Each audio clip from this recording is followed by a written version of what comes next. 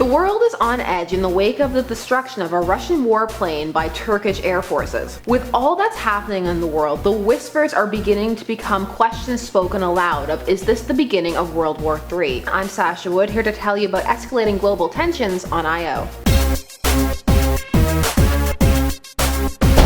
Before we get started, I have to ask you guys, is all this talk of World War III freaking you out? Let me know why or why not in the comments down below. On November 24th, a Russian Sukhoi Su-24 warplane was shot down for reportedly violating Turkish airspace, a violation that was then backed up by NATO.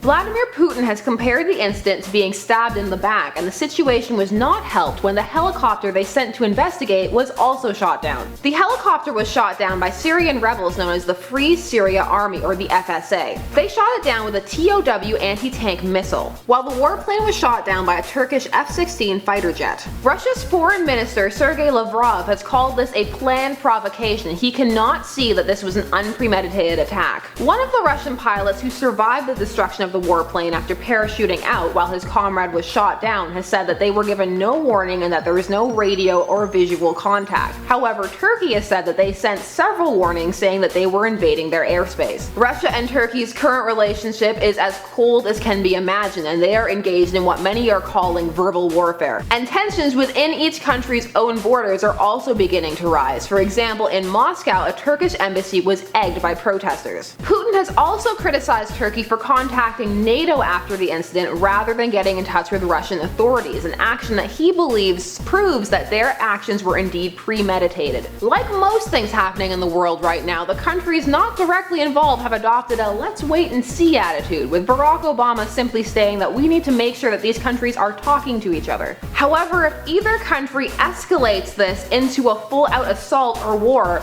the allied nations with both countries will be forced to intervene and join. Now all that's left to see is how Russia is going to respond and how Turkey is going to respond to Russia's response, although many are saying that this could be the start of Russia actually putting ground troops into Turkey to fight these rebels, moving the conflict officially out of the air and onto the ground. And there are very few euphemisms for a ground strike other than war. These are frightening times, but as is usually the case for the layman and the everyday citizen, all we can do is wait and see, and if we feel particularly powerful or just full of passion, protest. But until we see where things are going, there's not much to do but wait. Are you guys keeping an eye on the situation? Let me know in the comments below. I'm Sasha Wood. Thanks so much for watching I.O. There's some less scary pick-me-ups over there. There's a twerking penguin if you want to see that.